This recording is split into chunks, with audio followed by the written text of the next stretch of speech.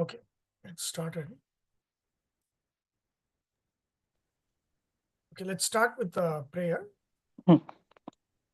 Om Yam Veda Vyasaya Namah. Om Yam Veda Vyasaya Namah. Om Yam Veda Vyasaya Namah. Om Vakkatunda Mahakaya Surya Koti Samaprabha Nirvignam Kurume Deva Sarvakaryeshu Sarvada. Om Vrishabham Charshaninam Vishwarupam Padabhyam Brahaspatim Varenyam. Om Urdhvam Pranam Unnayati Apanam Pratyagasyati Madhye Vamanamasinam Vishve Devaha Upasate. Om. So today we will continue the next couple of verses, mantras for to complete the first adhyaya. The third valli of Katopanishad first adhyaya is about sadhana, and I was teaching, I think, until the mantra 10. So let me share that.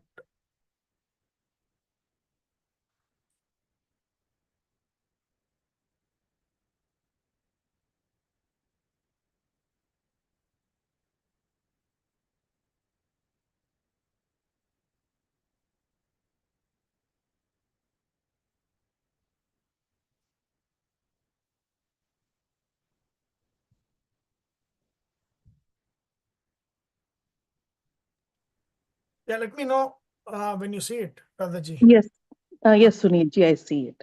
Yeah. So we were, I think we were, yeah, we were actually looking at the. So we were looking at the mantra 10, and basically for sadhana, Yama is saying that first thing required is the indriya nigraha, so control of senses. The discipline is the first step, and then how the disciplined sadhaka is basically a sadhaka means a disciplined of a seeker, and then a regular indulgent lay person is. So with the model of a chariot being pulled by the horses, and horses here are the indriyas, and how when the horses are in the control of the charioteer, the horses listen to his tame and listen to the charioteer, but when it is not in control of the charioteer, then it goes off in the weeds and cannot reach the end goal, is what he has said. And for the next one, and he what he is doing here in the 10th mantra is indriyebhyah para hi arthaah arthebhyascha param manah manasastu para buddhi buddhehe atma mahan parah mahatah param avyaktam avyaktat purusha parah purushat na param kinchit sa kashta sa paragatihi. So he is giving a hierarchy of what is in the lower kind of step, what is the higher step, and what is the highest. So he's giving that, and the reason why he is doing is, if the hierarchy is maintained top down, then that is what sadhana happens. That means the senses should always be in the control of manas.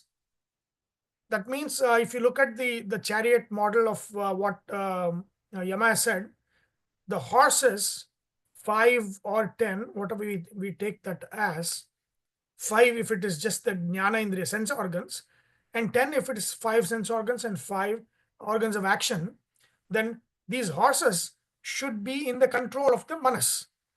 That means the reins in that model, that means the reins that is holding the horses should be tight, so that the horses are not taking their own way and their own path and going off in the weeds.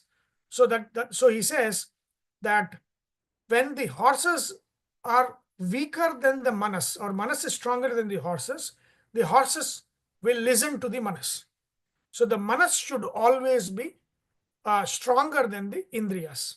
In a sadhaka, the manas is stronger than the indriyas. That means the faculty that controls the indriyas, they are the strongest. And if they are strong, that means if the reins are tight, then the horses listen to the charioteer. So manas should always be stronger than the indriya. And then on top of the manas is buddhi. The buddhi has to be stronger than the manas. That means the buddhi is the guide. The buddhi is the charioteer, right? The charioteer should be experienced. The charioteer should know how to navigate the path. So the charioteer is the one that determines how the horses go. So buddhi is basically your judgment. And your judgment will decide if your manas mind is strong, and the strong mind will determine that the senses are in check. Now the charioteer is the judgment, how we judge, what we think, how we decide. So that is all what buddhi is. But that is not by in itself. It's not in a vacuum. So the buddhi decides based on like just the charioteer. If it's a not very experienced charioteer, just a new charioteer, that charioteer will not know how to navigate the horses. Even though there is a charioteer, the charioteer is not strong. Why is the charioteer not strong? Because he is not well trained, which means the charioteer is strong when the charioteer has the training or the vidya. So on top of that, so what happens is now the charioteer will be strong, buddhi is strong, if the vidya of that charioteer is strong. That means if he is well trained. So that is the first step after buddhi is ahankara. Ahankara is that the charioteer, the power of the charioteer to control the horses is the ahankara. Basically, you can say the self-confidence of the charioteer is the ahankara. That he's confident that he can control it. And where does the confidence come? It's not fake. The confidence comes from the training. So basically, what it is, the hierarchy is, if the training is correct, if the training is there, then there is confidence. So if the training is there, which means that the vidya is there, that means that the right education is there. If there is right education, there is confidence, ahankara. And then when there is confidence, there is buddhi, good judgment. When there is buddhi, then the manas is tight, as in control of the senses. Then sadhana will happen. So if you go back to the cause and effect, what is the most important thing in this chain? For the indriyas to be in control, what do you need? What is the first thing you need? Anybody can answer?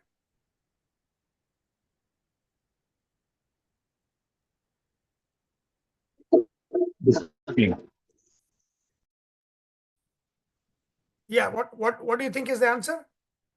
Like for the indriyas to be in control, what is the highest thing that determines that we can have the indriyas in control? Discipline, right? No, no. Control is discipline. So then if you look at that, the discipline is determined by Buddhi. judgment, which is the charioteer. The judgment depends on the confidence to control the horses. The confidence depends on the education and training of the charioteer. So everything, your discipline is determined by what? Ultimately,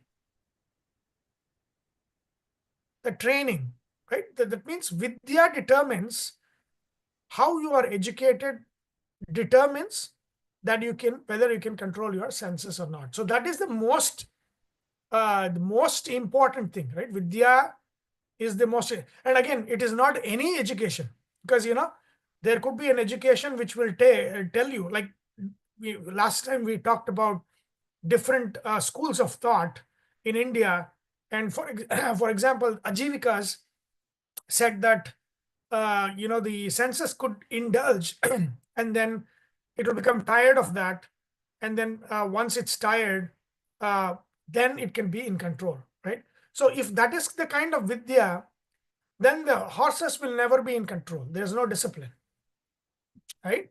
So that is very important to understand, that for the horses to be in control, that means for the senses to be in control, you need to have the right kind of vidya, the right kind of education, which basically is the Vedanta education, where it tells you what ought to be done.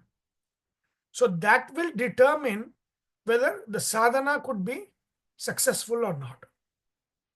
So very, very important what kind of education. So education will determine everything down the line. Education will determine how we judge. How we judge determines how we are disciplined. Right? So education is basically teaching us judgment, how to judge things. Right? So Krishna, even though that is not told here, it is implied that Vidya is the one that determines whether the discipline is possible or not. So that is the most important thing. Vidya is the most important thing. Our education, our training, the way we are trained determines how we judge, right? Not any education is the right education, right? So we should say it's a right education determines the discipline that we can bring in sadhana. So sadhana is only possible with right education, not without it, right? So now, but what he's saying is that hierarchy should be there. That means the most important thing is education. Education leads to confidence that you can do something. Confidence, leads to that good judgment.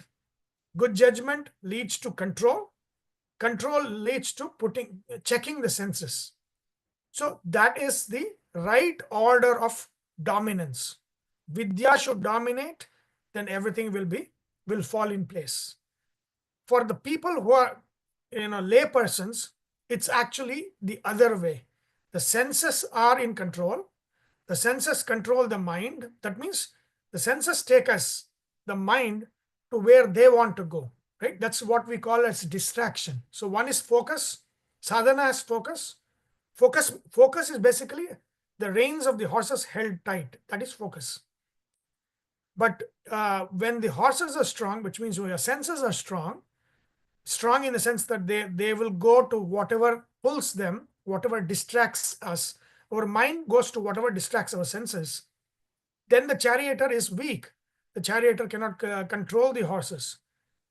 And why? And so the charioteer, why is charioteer weak? Because there's no confidence. And why is there no confidence? Because he doesn't have the relevant vidya to control the horses. That means, so now you can see the right order is vidya generating the discipline. The wrong order is indulgence leading us to indiscipline. Right? If the senses determine what we do and what we don't do, then that is the disorder, right? It's not in the order of domination. If the vidya determines, the right vidya determines how it should be, then it is in the right order of hierarchy, and then the senses come in the lowest rung of that ladder of domination. Then the sadhana is possible. So now what he's saying is indriyebhyah parahi arthaha. Artha means here the object of the senses. So the objects of senses, that means the world around us, that that give us the sensation of sight and taste and smell and all of that, they are greater than the indriyas, because they are always indriya assumes that artha is there. Without the objects, there is no indriya, right? So if you go to the deepest oceans where the light doesn't go, the fishes there don't have eyes, because there's no light there, so there's no use for eyes. So that's the thing. So the artha determines the indriya. And again, this is also the order of the devatas. So indriya abhimani devatas, last time, like I said, is led by Indra, the king. And therefore, so if you look at it, the Brahmanda and the Pindanda reflect each other, right? The macrocosm and the microcosm reflect each other. So in the the realm of the senses, Indra is the king. He rules the hands. So hands is the most dominant sense or organ of action among the organs. So sense organs and organs of action, the most the dominant one is the hand. And then and so that is all. If you look at that, sense organs gives us the pleasure and pain. So then you can map that to in the three worlds, as they say, Bhuloka, Bhurloka, Swargaloka or Swarloka. That Swarloka is what that Indriya is, right? That means it is a loka of bhoga alone. Why? Because if in the body it is just the senses, right? Senses and organs of action. So that means that there is coming back from in the Swarloka. That is the Swargaloka. And also Narkaloka also maps to this, right? So because we can sense pleasure and pain, so that the pleasure maps to the Swargaloka and the pain maps to the Narkaloka, right? So in the microcosm, it is pleasure, pain, the Indriyas. It is ruled by the hand, which is the Indra. The same way, the pleasure maps to Swargaloka and the pain maps to Narkaloka. The lord of the Swargaloka is the is Indra, right? So it is all what we see in the body is what we see outside in the world, right? That's all the same. Now, arthebhyaha param manaha. So more than the artha objects is the mind, because mind is the one that orients the sense to sense and object contact. So if we see, then the mind should tell us to go there. Again, remember the model of sadhana. So if the indriyas pull the mind, because the mind is eventually the one that takes the indriya, but indriya can pull the mind to take it there, and the mind will be in control of the indriya to take it there. So in domination, in the sadhaka, the manas or the mind is the one that determines where the sense needs to go. But in a lay person who's not a sadhaka, the indriyas determine where the manas will take it. So that is the two different models, right? So manasastu para buddhi. So buddhi, the faculty of judgment, is more than the manas, which controls the senses. So that means if the buddhi is strong, that means our judgment of what is the right thing to do, what is not the right thing to do, will force the manas to hold the indriyas from doing something or not to do something, right? So as long as the buddhi is dominant, then everything will fall in place, right? So buddhi is actually the dominant one. Don't make it servant to the senses, is what it is saying. So because buddhi is actually more higher than the indriyas, so it should be, and the manas, so it should be in that position. If it's in that position and strong, then sadhana is possible. Buddhehe atma mahan paraha. So now it has skipped to one level. So from buddhi, on top of buddhi is ahankara. So ahankara in a common thing is kind of our self-confidence, our confidence that we can handle things. So that is all basically ahankara. Ahankara is self-awareness. The ability to be self-aware is ahankara from a bodily perspective, mental perspective. But then on top of it, it's an ego or I consciousness, and then self-confidence that I can do that thing is called ahankara. So it is assumed that ahankara comes on top of buddhi, our judgment.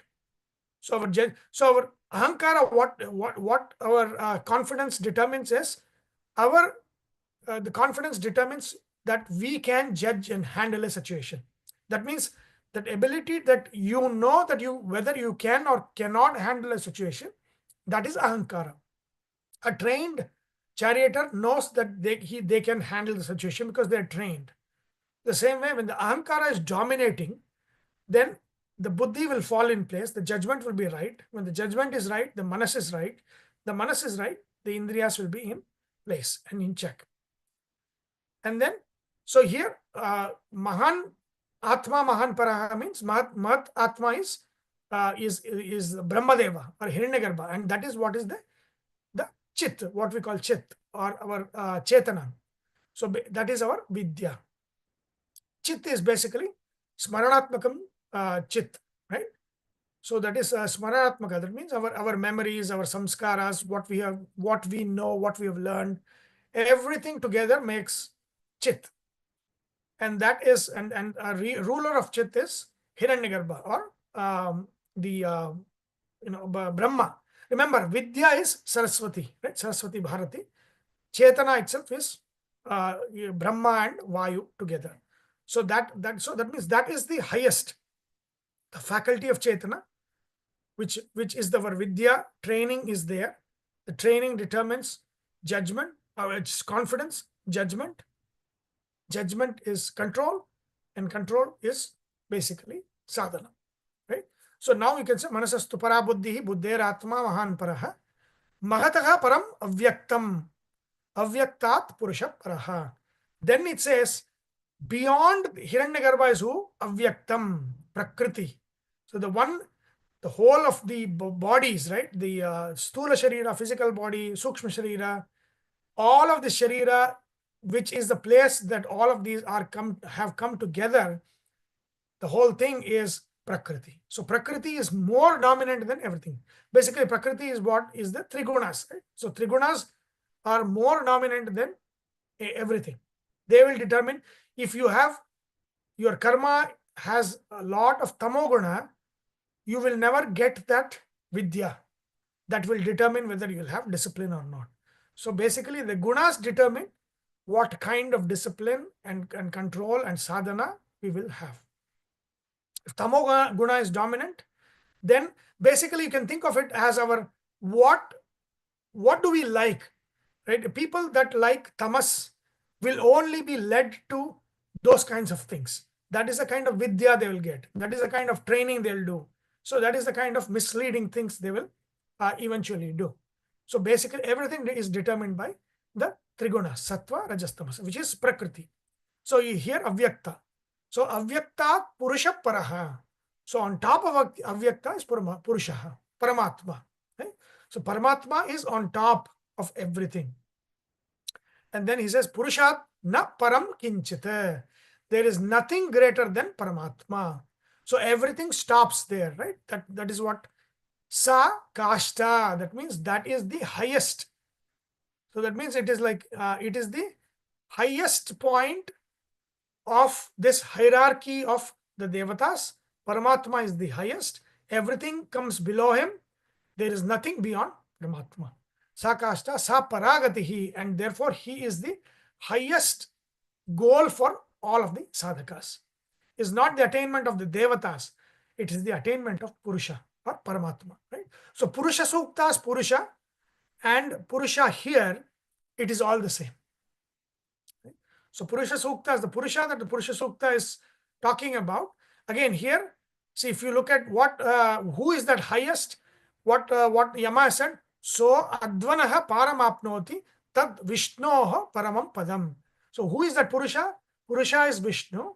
So Purusha Sukta is Paramatma is Vishnu, is basically what he's saying. So under Vishnu, Prakriti, Shri, Bhu, Durga, the three forms of Shri Devi or Lakshmi, and then under that Hiranyagarbha and Pranadeva, which is the life force, and then the Smriti, and then under that Vidya, Saraswati Bharati, under that Ahankara, under that Buddhi, and under that Manas, under that the 10 Indriyas. So that is the hierarchy. What comes higher, what comes lower. And always, why this hierarchy is important? Because that if you control the higher faculty, you can control the lower faculty. You cannot control the lower faculty without controlling the higher faculty. Without buddhi, indriyas cannot be controlled. You need to have good judgment. That is what leads to indriya nigraha. To have good judgment, it will not just happen like that. You need to have the right vidya, right training, right education. So therefore, chitta comes on top of that, right? So all of these are very important to understand. And once you understand that, see again, once you understand that on a day-to-day basis, we deal with the world based on our indriya and our manas. So that is what every day to day, like they say that day to day things, when we are going around, the actual contact with the world is indriyas, and manas is connected to the indriyas. That is what is doing that. Again, judgment by the buddhi is there, but then buddhi is kind of sitting kind of aloof from the manas as well. So the real engagement is indriya and the manas with the world. So what that means is, you might think that when a situation arises, I'll take the right decision. But when the situation arises, you are unable to take. Why? Because of the pressure, right? You have a mental pressure to go to what indriyas are doing. So that means the lower faculties deal with the world. The higher faculties are the ones that make the sankalpa, that you have to do something, you cannot do something, and all of that. So the training happens to the higher ones, and the engagement with the world happens with the lower ones, right? So then if the higher ones have not trained the lower ones correctly, then the lower, that's indriyas, when the pressure arises, will not be able to handle it, right? So that's very important to understand, that the engagement on a day-to-day basis is always, that means day-to-day things that we are doing, and the judgment we do on a day-to-day basis will be your manas and buddhi. Buddhi, as in buddhi itself, is sitting aloof from manas and indriya, but the actual engagement is that. But then really, if the buddhi is right educated and has the judgment, it is able to make sure that the manas can withstand the pressure of the indriyas. Why we, like, if we think of something and are unable to do it when we actually meet the situation, it is because the pressure of the situation of the indriyas is so strong that the buddhi have to give in to it. So they pull. That means if the horses are strong, they pull the chariot in the direction that they want to go. So the training actually happens in the chitta, ahankara, and the buddhi level. So as long as the buddhi is determined by ahankara, as long as the ahankara is dominant, then everything will fall in place. That confidence will come with vidya. So for everything, eventually vidya is the solution. The right training, the right education is what determines sadhana. If we put wrong things into our head, then we have wrong judgments and there is no sadhana. So basically, you have to understand this, that the control is top down. And now you understand why it is so important for the kids to learn the right things, so that and again, the right people we we associate with, because they are also swabhava and prabhava, right? So the vidya is a prabhava, friendships and associations, it's also a prabhava. So prabhava is also an education, right? So we are getting influenced by who we hang out with, what we do, and all of those things. So that determines how we judge. And then all the down from that is how, whether our sadhana happens or not, right? So it's very, very important to know this order, because if this order is dominant top down, then sadhana is possible. If the domination of top down goes away, then it is not possible, right? So if there's is there any question on this? Is it clear? Yes, Sunilji. It's absolutely clear for me. Yeah. So then this is also something, see, sadhana, if you look at the sadhana triad, so the sadhana traya, so it has shravana, is first of all learning, manana, reflection, and dhyana. So when it's very clear, then final thing is meditation. Dhyana, meditation, is the final thing. So even though in Hinduism it's not very clear that meditation is the final, but whatever worship we do, whatever we do, the final thing is to meditate. and meditate on the heart that I mentioned last time. And so the next couple of verses, which is basically the last few verses of the first chapter, third valli, what he's saying, what Yama is saying is, this order is also the order that you have to visualize in your meditation. That is what your Vedic meditation is not just focusing on the breath or focusing on what you feel in the body and all of those things. That these are all starts, right? You have, because he says Purushaha Kasta, that means the highest attainment, Sa Paragatihi, that means the highest attainment is Paramatma. To reach that highest attainment, it is not enough to just focus on the breath, which is a good thing. Focusing on the breath is a good start, but it is not an end that we are looking for. It's not the Paragati.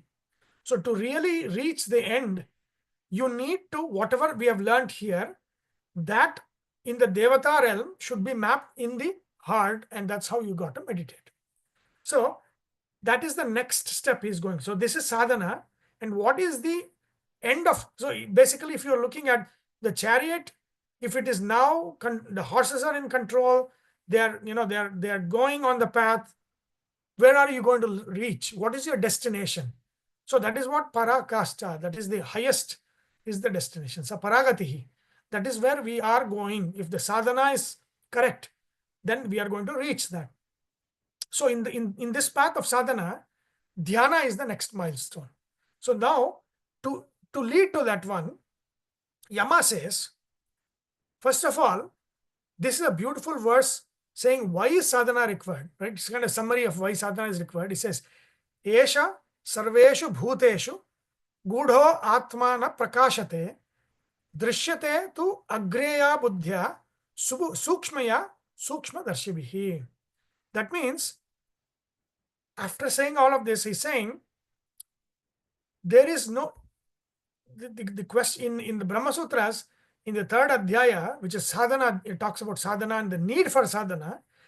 They go with all of these different thought process and different schools of thought. So, for example, if death is the end, sadhana is not needed. So, I mean, any a sadhaka will die, everything is going to end. The person who is not a sadhaka also will die. Then it also ends for him. So, death is not the end. That is the reason why you need sadhana. So that is what he's saying. If death was the end, there's no need for sadhana. But death is not the end, so you need sadhana. So that is one thing he said. And then, like if you look at like the Osho kind of philosophy, Ajivikas, another old school of thought, and that is you let the senses do whatever it wants, and then it will come under control. No, it says no. That is not a sadhana. Leaving itself, the senses is not a sadhana. And so what he's saying, no. If you leave the senses to do what it wants, then the horses, which is the senses, become dominant. When they're dominant, they will never let the charioteer control them, right? So the control is possible when the horses are weak. So never let the horses grow strong. And the horses grow strong when we let it do what it wants to do, not what we want to do, right? So in the Ajivika method, you let it do what it wants to do. But what Yama is saying is sadhana will not happen that way. And therefore, this sadhana is required, right? So a couple of schools of thought, right? So if death was final, sadhana was not required, but death is not final. Yes, we need sadhana. And then, then you need to control senses which are not in control, will tend to dominate us. And therefore, there is no other way than to dominate the senses. So you need sadhana, right? That's two. The other one is, everybody eventually becomes a sadhaka and eventually will reach that goal. If that was true, then sadhana is not required. Because a person who is putting a lot of discipline and effort and a person who is not doing anything, if both of them eventually reach, maybe some longer than the other, then there is no point, because why not enjoy life and then go at our own time, than going through all of this harsh discipline. So if that was true, then sadhana is not required. So now Yama is saying, no, that is not true. It's like saying a person who trains for the gold medal in the Olympics and the person who does not train anything and just is a normal guy, both will eventually win gold in the Olympics. That's not true. So that's not going to happen, right? So that means that training is needed, and without training, nobody is going to reach the goal. So therefore, training is needed. So now it is saying that not everybody will become a sadhaka, not everybody will get moksha, right? So there's school of thought. Again, it's not an actual school of thought. It's more of the way Indians, Hindus talk about, oh, everybody will get moksha. No, that is not going to happen. If everybody gets moksha, then sadhana is not required, right? So why is sadhana required? Yama is kind of telling us that sadhana is required because no other path is going to lead you to moksha other than going through this. There is no other path. And the other one he's mentioning here is, he says, again here, the point is, Yesha sarveshu bhuteshu gudaha atma na prakashate. This Paramatma is gudaha. Gudaha means hidden in the cave of the heart, in all of the beings, in all of the living beings. In their core, Paramatma resides, but he is hidden. So because he is hidden, the senses cannot see him.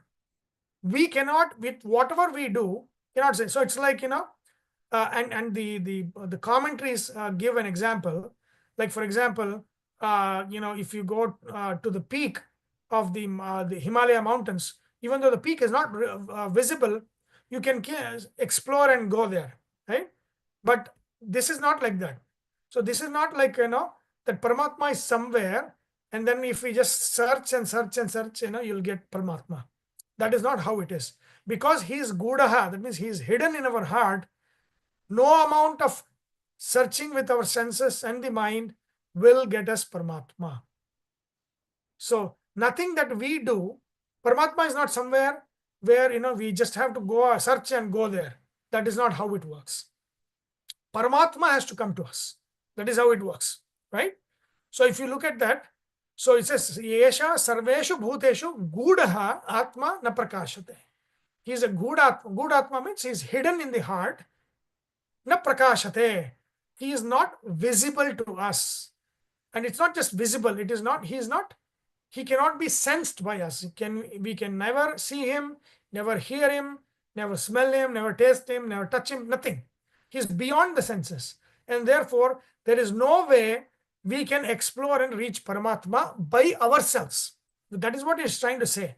Can we, by our own selves, like, there's a lot of self-realization fellowships and scholarships and all of those things where you explore and all of that. No, you cannot explore yourself and reach Paramatma, who is hidden from your senses. That means you need to have the Shastra Pramana as the guide. Shastras are the guide to reach the Paramatma. Why? Because Paramatma is beyond senses. And so what does he say? Drishyate. He is visible to Agreya Buddhya. That means that buddhi, that faculty, that judgment, which is trained in discipline and trained by the Vedic Vidya, the Shastra Vidya, that is Agriya Buddhi. That means it is focused, it is guided, right guidance of the Shastras. That kind of Buddhi, eventually, what does it do? Sukshmaya, Sukshmadarshibhi. It is Sukshmadarshan.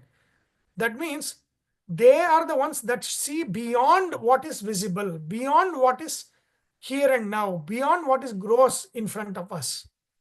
Those who, those who get that ability through their dhyana meditation to see beyond what the eyes can see, beyond what the senses can sense. Sukshmadarshi, that's what Sukshmadarshi is, right? We are basically, what we see with our senses is Sthula Darshana. Sthula Darshana means what is there is what we sense. but we cannot sense what is not visible to us, what we cannot sense. For that, we need Sukshma Darshana. So for that, we need Buddhi to be Agre Buddhi, focused and well trained by Shastras. Right? So only that is going to get us. And therefore, there is no other way, there is no other escape or the easy route to sadhana other than this. And that is what beautifully the Upanishad says, and actually that is the next, the 14th one, but in the 13th one he says, and therefore, for the sadhana, for the dhyana, because you have to develop Sukshma Darshana, which comes through dhyana, meditation, and meditation is in the heart. How should you meditate? I said, in the Indian traditions, there are multiple traditions of meditation. There's meditations on the body and then breath and all of that. In the Vedic meditation, the meditation is the visualization of this hierarchy of the deities. Right? So remember in the mantra that is for this Upanishad, I said, Urdhvam pranam unnayati, apanam prati agasyati. Right? Madhye vamanam asinam vishve devaha upasate. That means, it's because it's talking about prana and apana, it is in the body. I said it is mapped both in the world outside us and also within inside us, right? So now he says, it is not the prana that takes. The prana is the one that actually goes up in the sense that it makes us awake, it makes us, do active, and all of that is through our prana. Apana is that which eliminates, that which is takes, makes us sleep, and all of that. That is apana. So if, prana and apana do this to us, but then prana and apana themselves are taken up by Paramatma and Vamana. Madhye Vamanam Asinam. That Paramatma who is in the heart, that Paramatma is the one that takes prana up. Right? Prana is activated by him, and prana activated us. Apana is active, is taken down by him, and apana eliminates waste and gives us rest and all of those things to us. So they are not by themselves doing it. Paramatma is doing it through them. Right? Madhye Vamanavasana Vishve Devaha Upasate. That means all the devatas that rule the different faculties. That means Indriya Abhimani, the Lord of the hands, Indra, doing the job of what the hands is worshipping Paramatma within the body. Right? Vishve Devaha means all the devatas, eyes, by bringing us a sight, is worshipping Paramatma within the heart by giving us sight. Manas giving us sound, or the thoughts, and all of this. So each of the deva is doing his job, and that job is the worship of the Paramatma that is sitting in the heart. Right?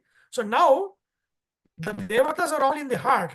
So are all in our body for different faculties that are running, and then they're all mapped in the heart. So that mantra that I said, it is all in the heart. So there is a yantra sadhana that you have to imagine within our hearts, maybe some other time, but that is what it is. So that means Indra is the abhimani of our hands and also of the mind. So you should take that Indra in the heart, and then they call it as the avarana devata. That means in the middle is the seat, and on that seat is Paramatma, and then around that Paramatma there's Prakriti is there, and then all the devatas are there. They are offering sight. Surya is offering sight as worship to Paramatma. Chandra is offering sound as the worship to Paramatma. The Ashvi devatas are offering smell as the worship to Paramatma. So that imagination has to be done. So when we smell, the Ashwini devatas are giving us the sense of smell, and they are offering that sense to Paramatma. So that is the visualization. So he's saying, Yachet Vang Manasi. So in our worship in the heart, in the meditation, this is the Vedic meditation. The Vedic meditation is a yantra meditation. So that yantra is in the hridaya. So there is, it's said that generally the Atma is in the Muladhara chakra.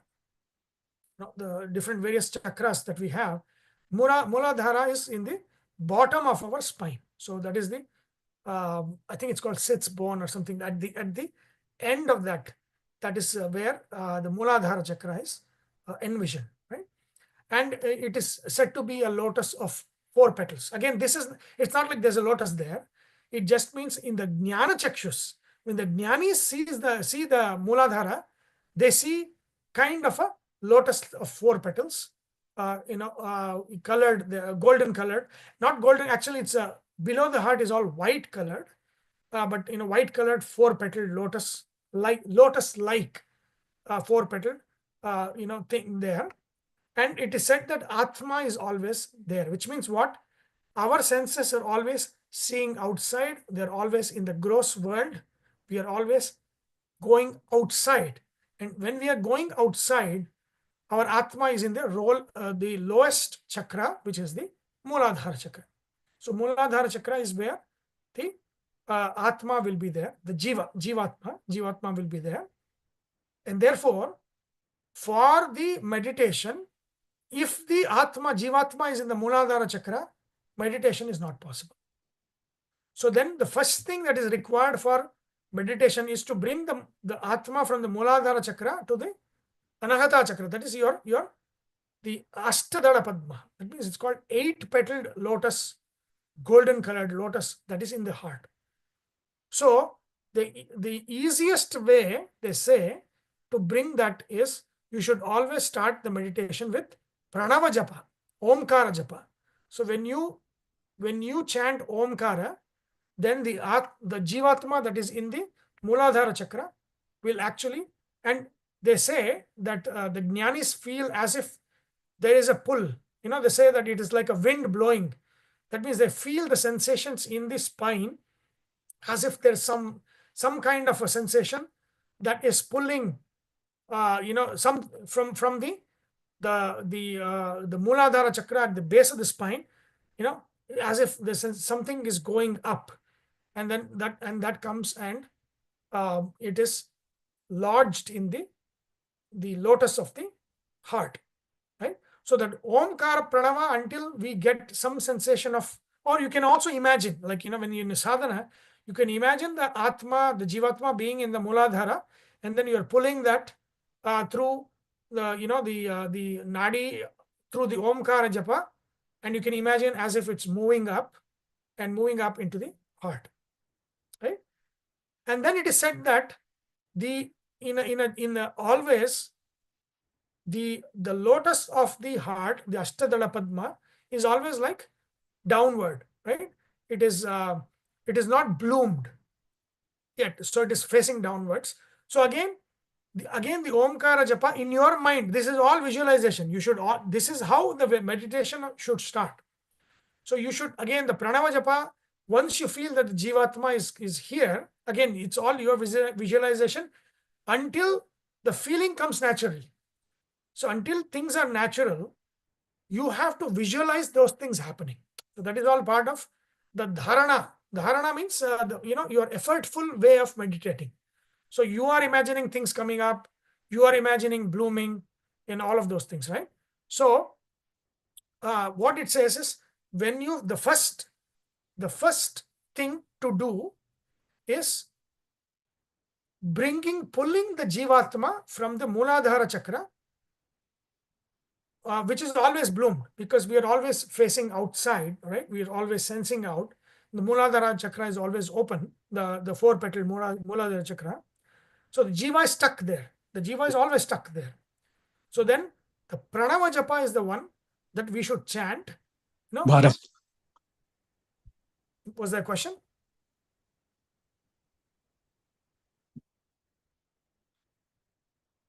Yeah. So the Muladhara chakra is where the Jivatma is always stuck. And therefore we are always seeing outside. And then the Pranava Japa, that means Omkara chanting, right? You're you're chanting Omkara. And then you are visualizing in the mind that the Jivatma that is stuck in the Muladhara at the base of the spine, it is somehow being pulled up. The Omkara is pulling up, as if you're sensing, you're creating the sensation, visualizing that, and then you bring it in the heart. And then when you bring it in, this is how your meditation should start. When you bring it to the heart, you should imagine that the lotus of the heart, which is Ashtadala Padma, it is not bloomed at, it is kind of facing down. That means it is actually facing the Muladhara. And therefore, see, as long as Muladhara is dominant, the Anahata will not open. So then your Omkara chanting, you do Om, Om, Om, and then you do the Omkara chanting. And then you should visualize that Padma, the bud, which is the bud, still a bud.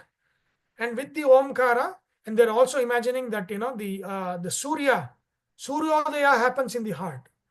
And remember, in the outside world, when the sun rises, then the lotus blooms. So in the heart, we have to have the sun rise and the lotus will bloom. This is golden petal lotus. 8 petal lotus will bloom. And then when the lotus blooms, then the jiva is there in the middle of that lotus. And then, so there is imagination, there is, because all the chakras from all the Muladhara, right? Muladhara is said to be, again, the Yantra Shastra, the Mantra Shastra, the Tantra Shastra, all of these things are together in the dhyana. So you need to know about yantras, you need to know about mantra to actually do the dhyana. Because the most best idol to do the sadhana is actually yantra. And not the outside, but imagining the yantra within our heart is the highest. So then, you need to know all the basic yantras, that in the Muladhara, the yantra is a square, Chaturasra. And in the Swadhisthana, it is the circle, Jalayantra. In the Manipura, it is the triangle, it's Agni Chakra. And then if you go to Anahata, it's a Vayu, which is kind of like 6-starred, right? It is there's a triangle, upward facing triangle and downward facing triangle, kind of making a 6-pointed star kind of thing. And that is Vayu Yantra. So that Vayu Yantra is there. So it is like all of these yantras coming together. And in the middle, the Paramatma, which is Purusha, who is Para, he's sitting there. And there is a triangle around him. And, let me see. There should be, hold on, let me see. I think it's better to show you.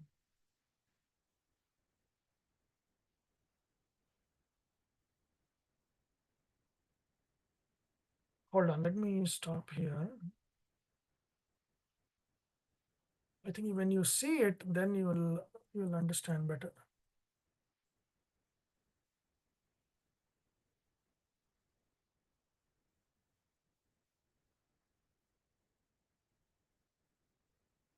We did the Sudarshana Yantra. So I don't know where it is. It is here. Okay, so then at least you can see a picture of that.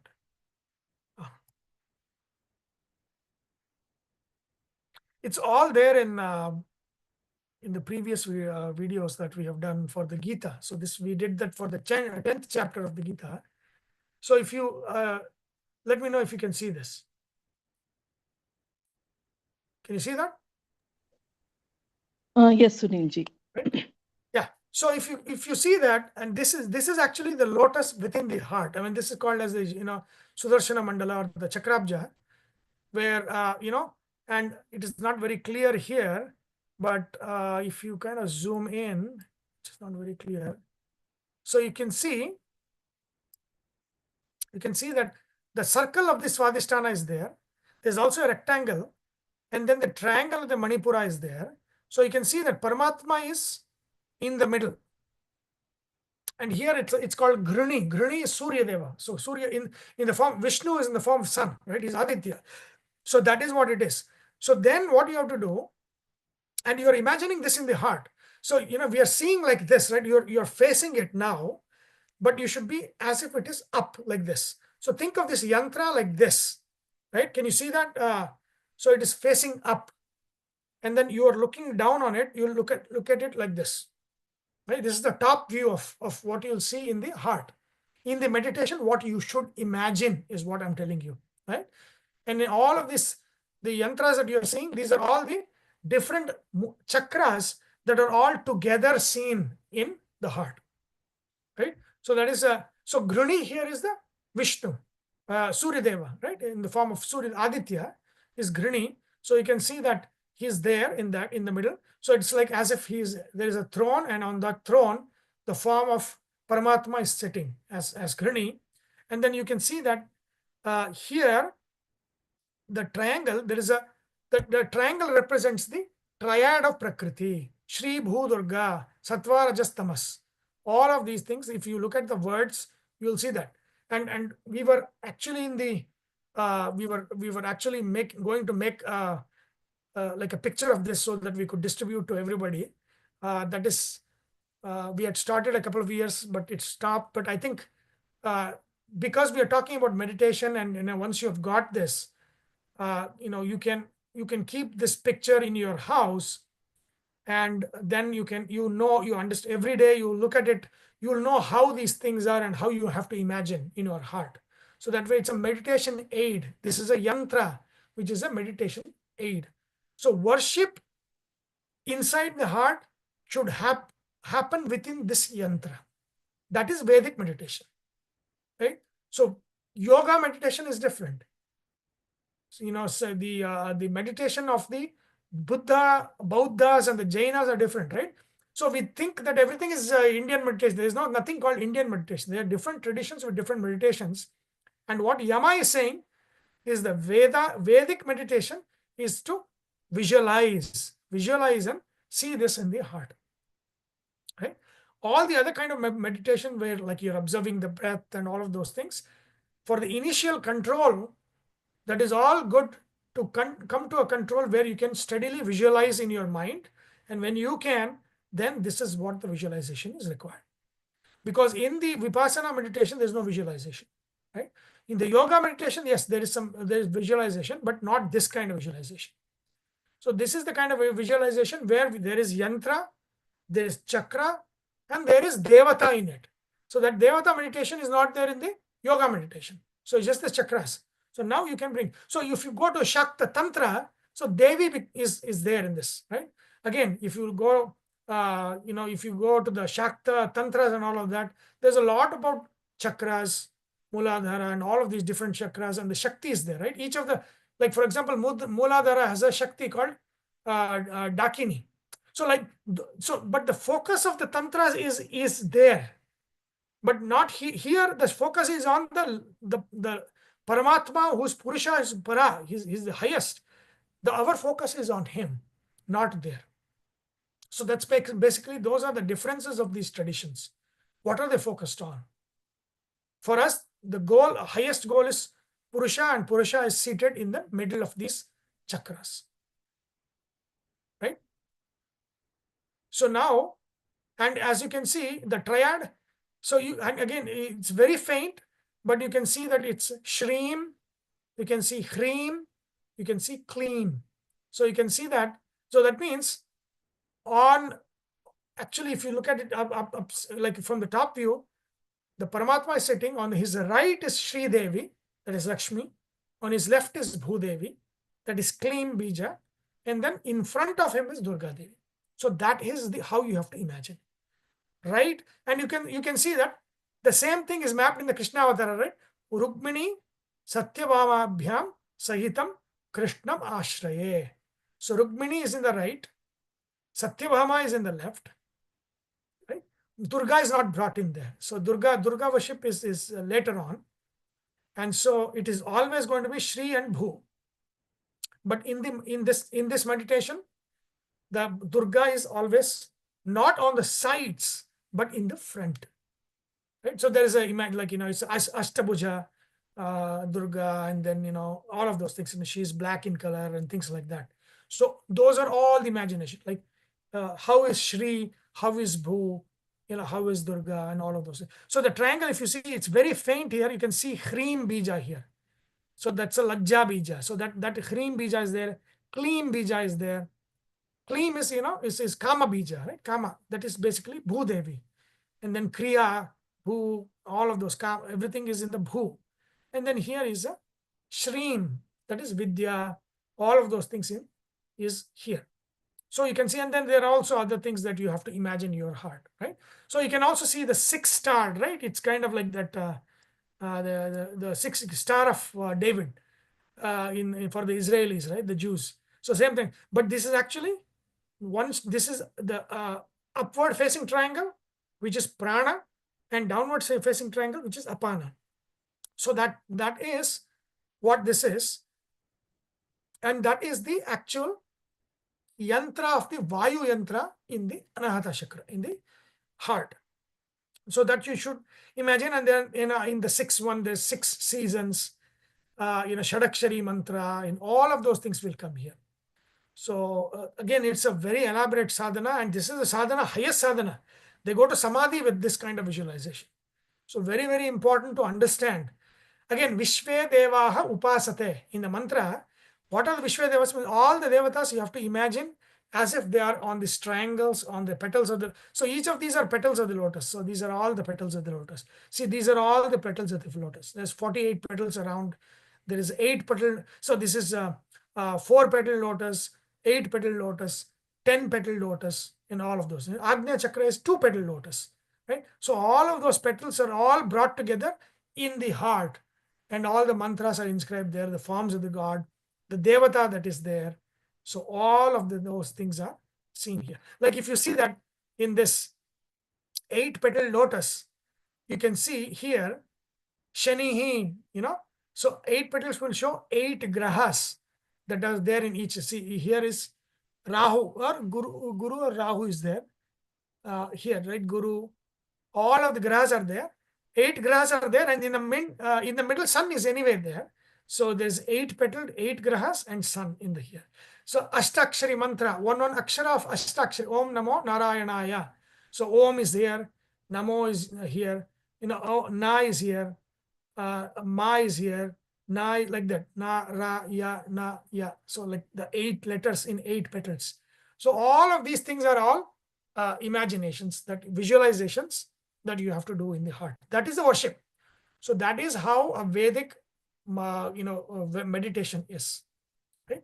And then you can see 12 petal lotus, with the Om Namo Bhagavate Vasudevaya in each letter of that, 12 letters of that on each of those petals and all of those things. And finally, 48 forms of God in 48 things. And then each of these petals will have one Devata form, like Indra, Agni, and all of those things, they will be here.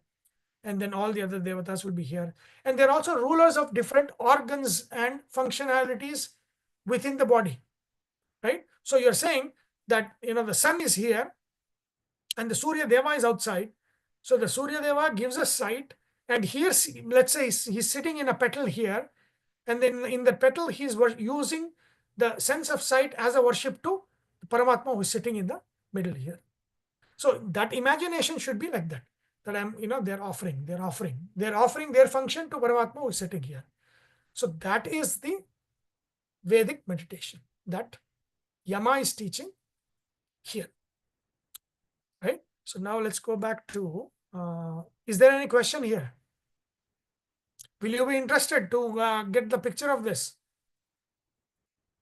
Only Yes, what is that? yes, I'd like the picture, Sunilji, if possible, if you can share the picture. We are actually, one of the older students, Ilengo, he's not in Houston, he moved, but he has used CAD to kind of build this picture. So yeah, we will get that. Okay, any questions so far? Okay, let's go back to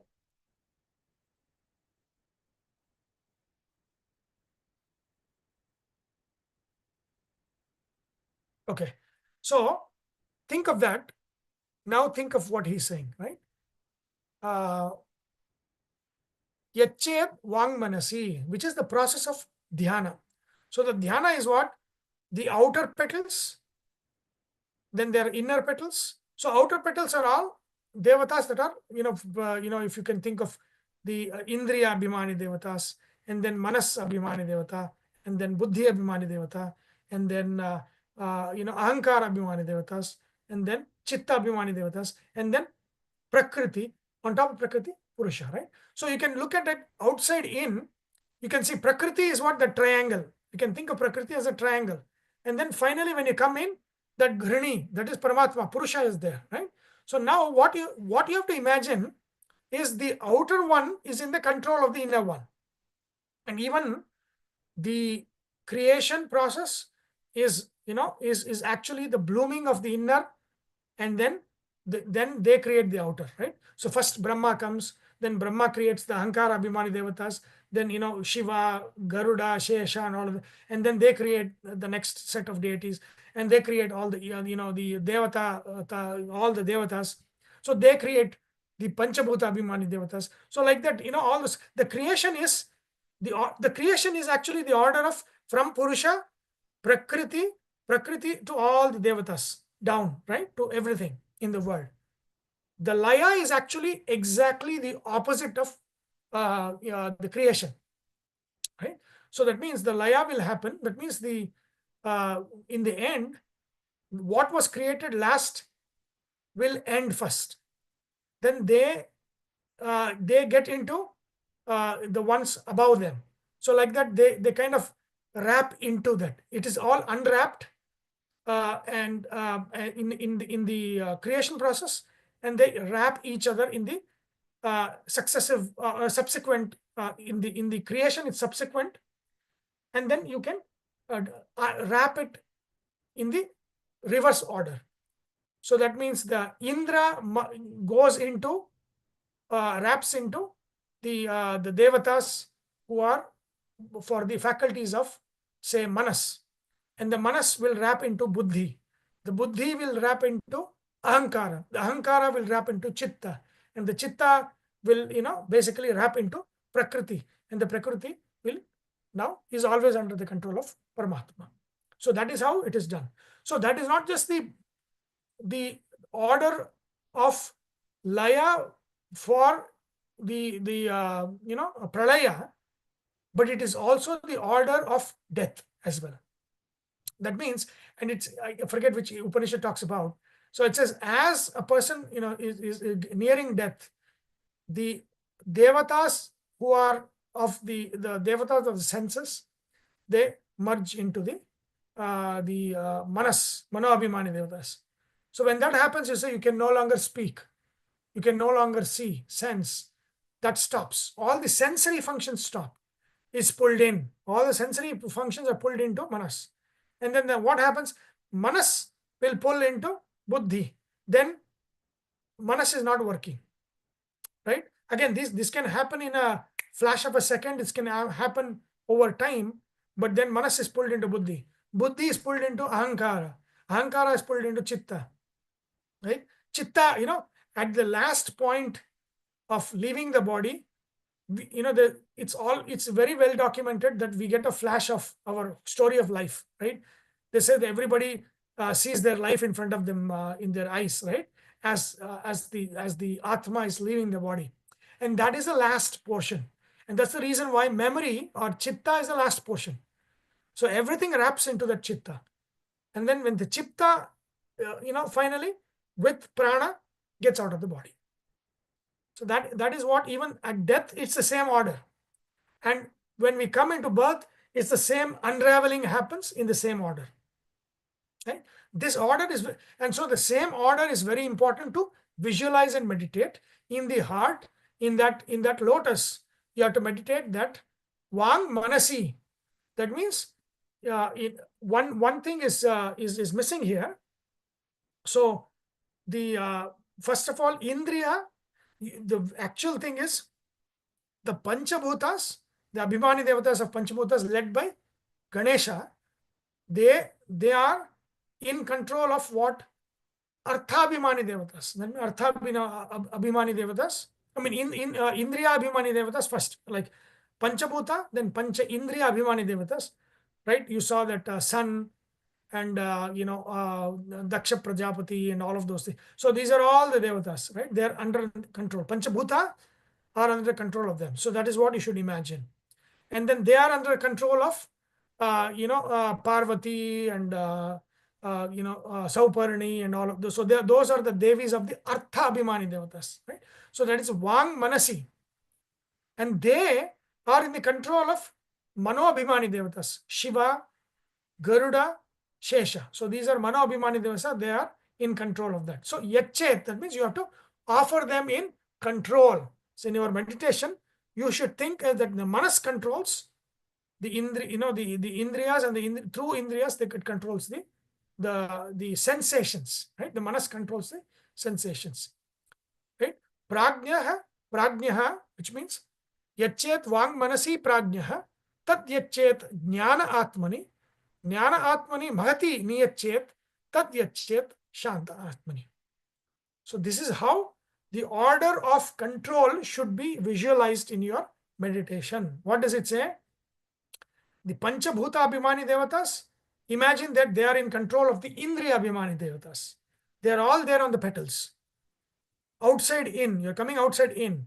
And the Indriya Abhimani Devatas are in the control of the Artha Abhimani Devatas. That means the Abhimani Devata Devis, Parvati, Varuni, all these Devis that control our sensations of taste, sound, sight, and all of those things. They are the ones that control the Indriyas.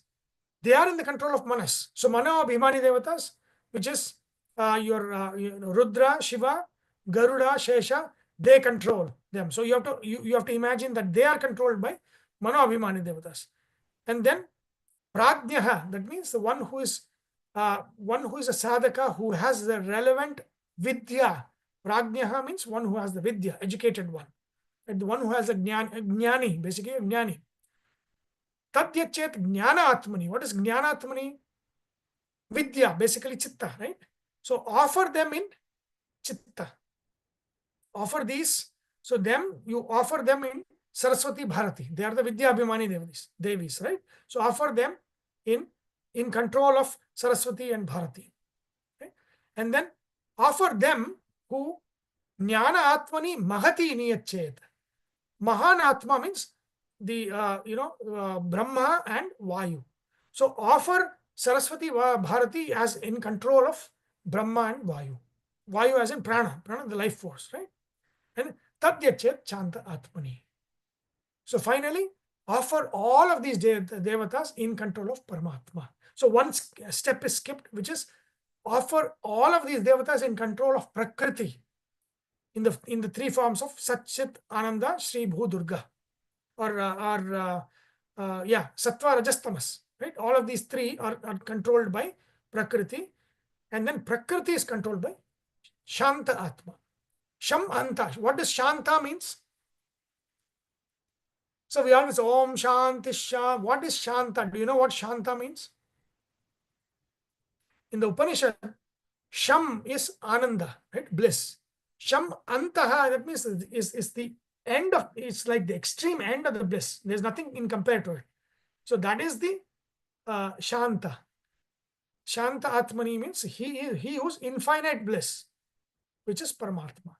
So this is how in the heart we have to come from outside in to the center where Paramatma is sitting there. That is the visualization of the Vedic meditation, right?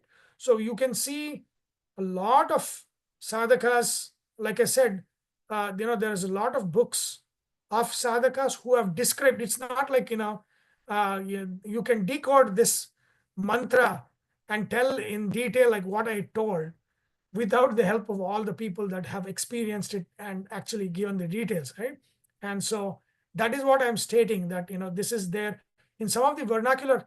Remember, I think yesterday I posted Purandaradasa, there's a documentary movie coming that they're making. It's like, I think, one day in his life and what he did, what was his daily routine and all of that. So they have written songs, and then later on, I think a century after that, came another in the northern Karnataka region. They were, like Vijayadasa, Jagannatha Das. So they were not only writing songs, they were describing meditations. And initially I said that the Atma will be in the Muladhara Chakra, and then you'll feel like as if there is an air blowing that is pulling that from Atma, from that Muladhara to Hridaya. That's a description of the of these the dasas in their poems, right? In their songs, they've described all of those things. How I pulled Jivatma in my spine upwards to the heart, and they've described how this the chakra will be and how each of the devatas will worship. So all of these have been described so much in detail, and they are ones who did the samadhi, right? So that gives us kind of like a practical manual of the practitioners on how these things, what is this describing. Otherwise, it's very difficult to decode this without a Gurukula system, and because these are all basically encoded. There's no details. So all the details are available in a Gurukula system, which is not there. But now we can actually access these songs and the commentaries that describe this in a lot of detail, what this chakra is and how to bring the jiva from in various chakras all the way up to the heart, right? It is said that God is in 6 chakras. It's Shat Kukshi, this is like 6 places, right? See, in the Vedanta, it is not 7 chakras, it is 6 chakras, right? So if you look at in the dhyana, there's only 6 chakras. So after Mooladhara, it is Manipura, right? Swadhisthana is not there. So in the sadhana, so that it's said that the Paramatma is in 6 chakras, all the way to Sahasrara chakra. Sahasrara chakra is they say the 1,000-petal lotus that opens up. It is not actually on the body. It says, if you look at Purusha Sukta, Atyatishtat Dashangulam, 10 fingers like this. If you measure 10 fingers, like from your top of the head, the chakra is actually 10 fingers on top of the crown. That is where the Sahasrara chakra is. So there is one form, but it says his favorite place in the 6 places in the body is in the heart. So that is, in all of those things are there in the literature. So basically, that is what the meditation is. Now in the 14th is beautiful. It's saying, okay, everything I told you how the sadhana needs to be done, what is the meditation, how to visualize, and all of those things have been done. Then the urgency of why it should be done, that is what I say. And we have, I think it was probably Vivekananda, I think is kind of associated with him. But Uttishta, Jagrata, Prapya Varan Nibodhata, Kshurasya Dhara Nishita Duratyaya, Durgam Patastat Kavayo Vadanti. Uttishtata, arise. Jagrata, awake. There's something that it's a Vivekananda quote or something like that. Arise, awake. Stop not when the goal is reached, or something like that. I forget. So, but actually it's the Upanishad. Upanishad is saying Uttishtata, rise up. And in the commentary, what does rise up means? That means sitting down in samsara. That means we are distracted by the samsara. Uttishtata, get up. The Veda Purusha is saying, get up. There is no time. Get up, he says, which means focus. You are distracted, focus. Jagrata, that means what? Alasya, leave your laziness. Become active, right? Jagrata, become active, become aware. Get up and be aware. Wake up, right? You're sleeping through life. Wake up, right? Uttishtata, Jagrata, Prapya Varan Nibodhata. Quickly get somebody that can teach you. Varan means the well-versed, the guide, right? Our guru. Prapya Varan Nibodhata. The actual guru, right? Guru Lakshana is given before by Yama, who is a real guru. So Prapya Varan Nibodhata. Go seek a guru, get a guru and learn this. Nibodhata means learn. Why? Kshurasya dhara nishita duratyaya durgam patastat kavayo vadanti. Kavayaha. The wise ones, vadanti, say. What do they say? That the path of sadhana is like what? Kshurasya dhara. It is like the sharp edge of a sword. Right? It is like a sharp edge of the sword. And doing the sadhana is walking on the sharp edge of the sword. Nishita. Nishita means what? It's very sharpened. is like very highly sharpened edge of the sword. That is Kshurasya Dhara Nishita Duratyaya. It is very, very hard to reach the other side.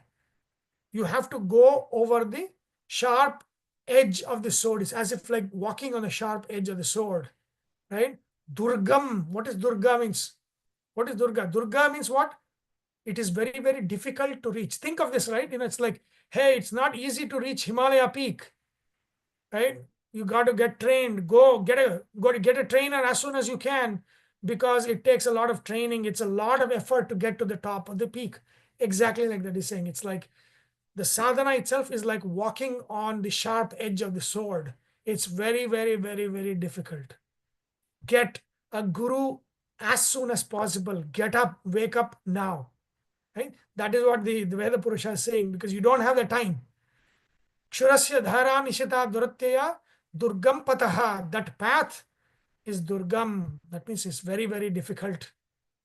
Kavayaha vadanti. The wise ones who have already done it and know, they are telling you it's a very difficult path. You should have started 10 years ago. But now the next best thing, start today. Get up. Don't be distracted. Wake up. Wake up and start. Get a guru. Start learning and start to do the sadhana. So this one is saying, you may learn everything, but without the urgency, there is nothing. So Yama is saying, not just learning. Oh, when I retire, I'll do. No. It says, do now. Uttishta jagrata. Do now, because you never know, right? When the story ends. So then you never know what the next chance is going to be. It's not like, you're born as human and again you'll be born as human. You know when the human birth will be there, right? And what kind of environment you'll be born in. So what is known and easy is now. So start now, right? Get a guru and start doing it, because it is a very, very difficult path, as if you're walking on the sharp edge of the sword. It's a difficult path, right? Beautiful. This is a very nice way. And this is not Yama saying, this is the Veda Purusha saying. So this is the Veda Purusha saying that. And then Veda Purusha is saying, see, without these things, without getting a guru, without getting the Shastras as the guide, you can never get things on your own. Why? Because he says, Ashabdam, Asparsham, Arupam, Avyayam, Tatha, Arasam, Nityam, Agandhavachayate, Anadi, Anantam, Mahataha Param, Dhruvam, Nichaya, Tam, Mrutyumukhat, Pramuchyate. So for one to be freed from the jaws of death, basically moksha, right? The samsara is the jaws of death. We again die, again born, die, again born, all of that. That means we are always running into the jaws of death, right? When you're born, you're running to the jaws of death. So now he says, to pramuchyate, to be freed from running towards the jaws of death, you need to be freed from the cycles of death, birth and death. What do you have to do? Without the sadhana, you cannot do things on your own. Why? Because, again, in the previous sloka, what did he say? He's gudaha, he's hidden in the heart, and therefore you cannot really know him through your senses. Again, here is the same thing. He's again summarizing that. He's saying, God is beyond Shabda. So you will not be able to hear God. He's beyond Sparsha. He's Asparsham. He's beyond Sparsha. You cannot touch. He's Arupam. You cannot see him. Even though you can, the Sakshi of his Rupa is there, but he's not a physical form. So you cannot see through the eyes. But just like in Arjuna in the 11th chapter, he got a Divya Chakshus to see his form. So the same way that it has to be a Sakshi that sees, not the physical eyes. So that is one. Avyayam. It is never destroyed. Tatha. Arasam. Arasam means he is beyond the sense of taste. Nityam agandhavacha. And this is all nitya. That means he's ever beyond touch. He's ever beyond sight. He's ever beyond sound. He's ever beyond smell. He's ever beyond taste. And agandhavatacha, ever beyond smell. Yet that Paramatma who is like this, Anadi has no beginning. Anantam has no end. Mahataha Param, he's beyond Brahma. Right? He's beyond Brahma and therefore he's beyond Prakriti as well. Dhruvam is always there. Is always there. Whether it's Pralaya, whether it's Srishti, he is always there. He's constant. Dhruvam, constant. Nichaya, that means worshipping him through Vidya, through the meditation. Mrutyumukhat pramuchyate. That is the only way to get away from the jaws of death, to get to moksha. So that sadhana is required because he is beyond the senses, and that which is beyond the senses, you have to train ourselves to see beyond the senses, and that is what meditation is about. And when you do that, then mrutyumukhat pramuchyate. Right? So what he's saying is, there will never be a time when somebody will self-learn and self-do it. That is never going to happen because he's beyond senses anyway.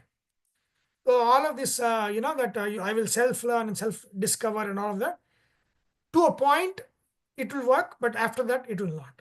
You really need the guidance of the Kavayaha Vadanti. That means the Kavi means the wise ones. The wise ones who have gone through this, who have experienced this, they are the ones that need to guide us. And the Shastras are the guide to make sure that they are teaching in line with this. There are so many who say, I am Guru, but they'll be saying so many things. So as Krishna says in the Gita, the Shastras are the guide.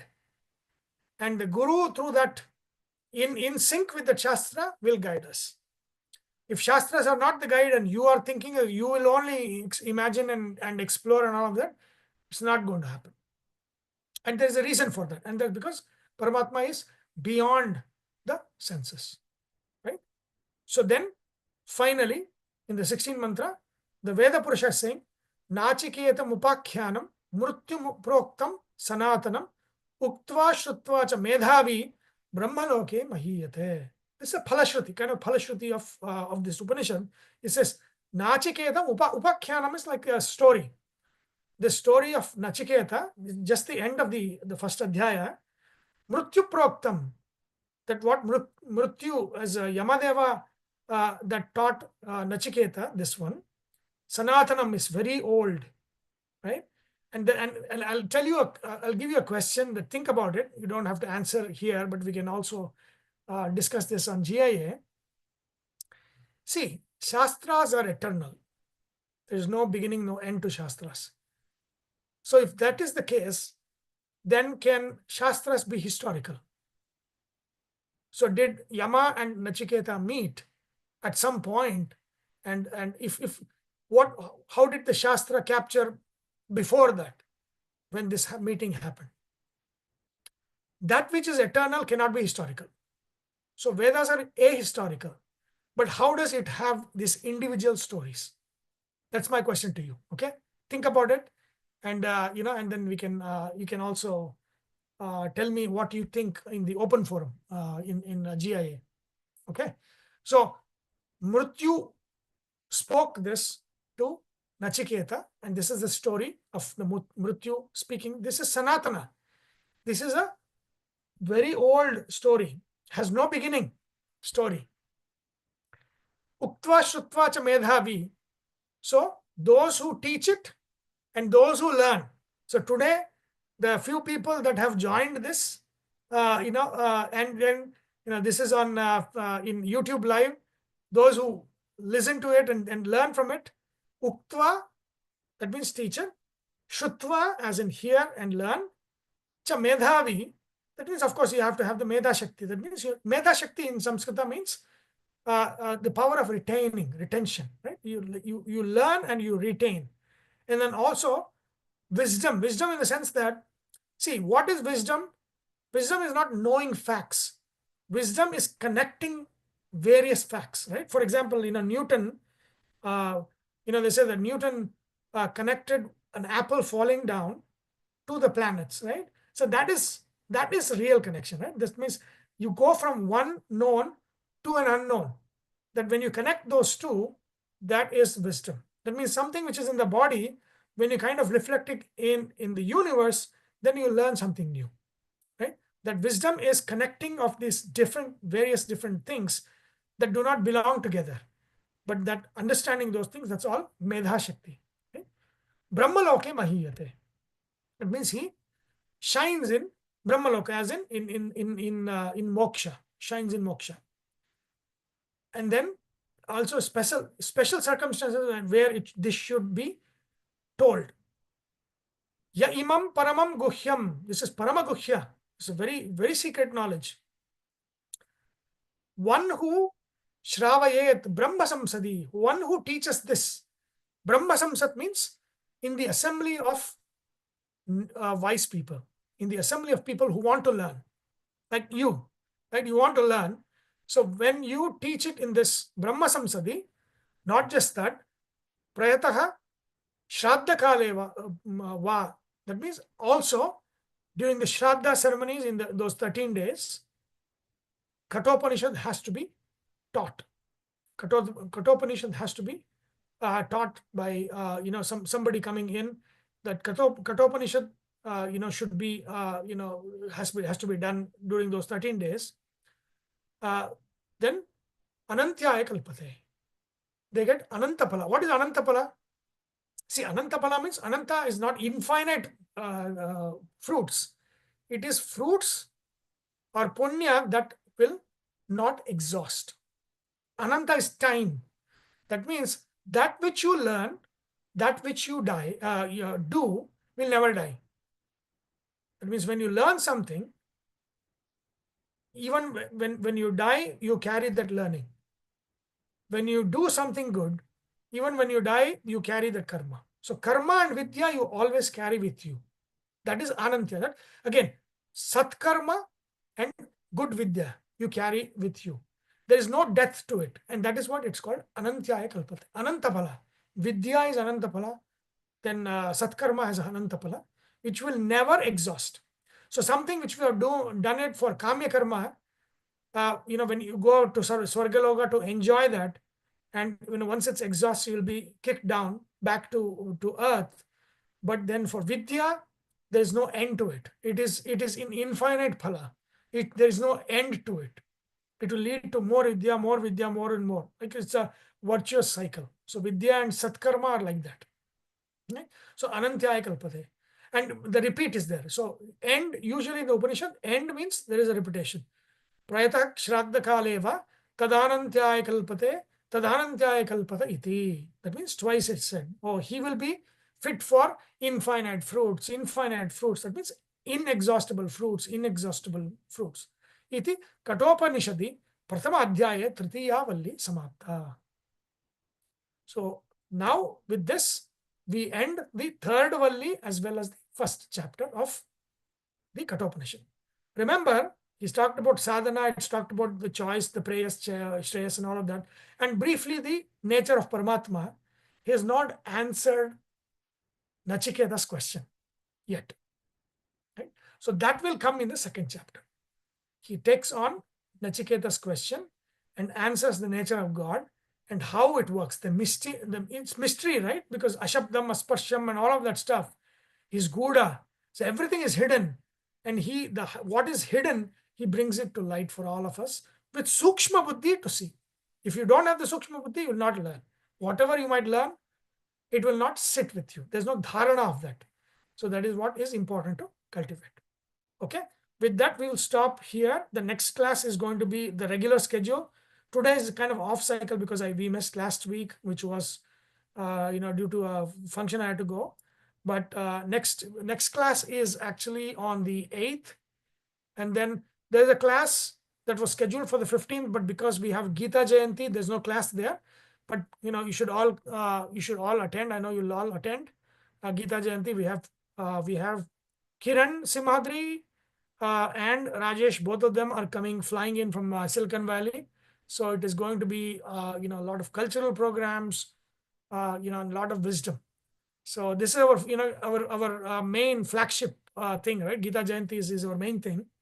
So please join, and also please sponsor, and because it's everything is possible because of the contributions, and so please contribute, and Whether somebody contributes or not, I've already done everything. But it should be a community event, not my event. So please contribute, and let's meet next in 2 weeks on the 8th, and then I'll put more information about the 15th Gita Jayanti. Is there any question before we stop? Karthik, Dilip. Hey Dilip, good to see you. Hello, Sunil. Sorry, I had a chance to join today. Finally, thank you. Good. Okay. Yeah. Yeah. Any questions? Any questions by anybody here? So, Sunil, only one question. Maybe Yes. you can send on WhatsApp also if need be. Can you provide some of those Purandara Dasa songs which have some of the or any of the Dasa Padas that have you referred to earlier, where they talk about the meditation? Not in the Purandara Dasa. It is in Vijayadasaru and I think Jagannatha Dasaru. Okay. Yeah. So that has full details. I'll tell you. Give me 1 second. See this. Hold on. I can't see it. It's okay. Yeah. Okay.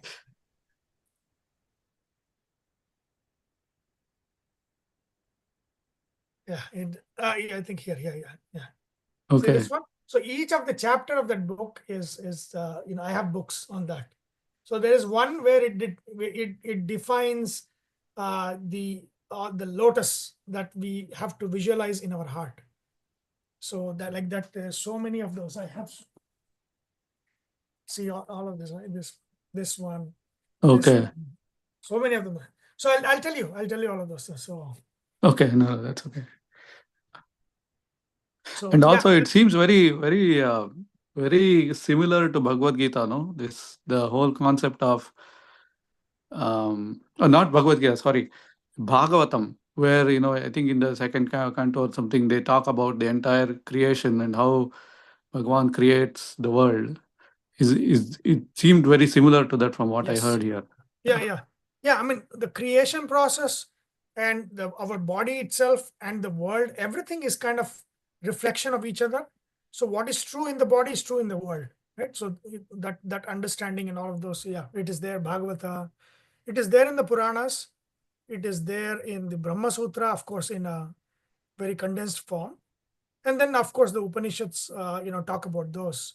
But in this Upanishads, very important is actually the process of meditation is actually very well described in this Upanishad. Okay. How do you imagine in the heart? It's otherwise, you have to go to tantras and all of those to get the information of what the chakras are and all of that.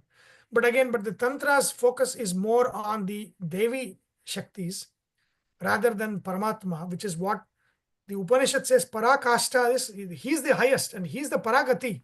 So he's what we should aim to reach. So to do that, then you have to go to Vaidika Tantra. So these are all Vaidika Tantras. Mm-hmm. So Tantra basically means, Tantra means all the sadhanas that we do, that is for worship. That means the mantras we use, the yantras that we visualize, we worship.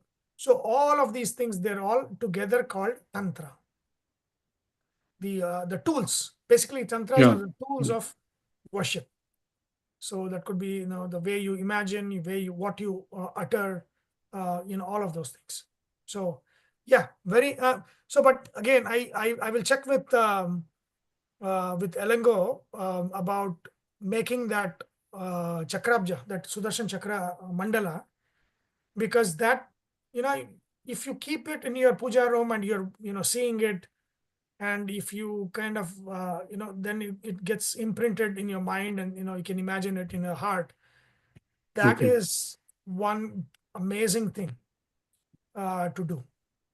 Because that it has all the relationships, mantras, everything baked into one picture. Mm. It is all the complexity of that, you can, it's all baked into that yantra. So beautiful. You can see all of those things. Okay. Thank you, Sunil. Any other question? Okay, then we will end with the prayer. Om Vasudevasutam Devam Kamsachanuramardanam Devaki Paramanandam Krishnam Vande Jagatgurum. Om. So thank you for attending off cycle. Next one will be on the 8th, and then we will start the second chapter of Katopanishad. Now it is the proper the answer to what Nachiketa asked. Like, the Gudha, right? What is hidden and how deep it is, right? It's like Alice in the Wonderland, how deep the rabbit hole goes, and Yama teaches that, what you see and what is behind what you see. And he teaches that. Fantastic. It's very, very good. So we will take it up on the 8th. Okay. So Thank until you so then, much, Sunil. thank you. Sunil.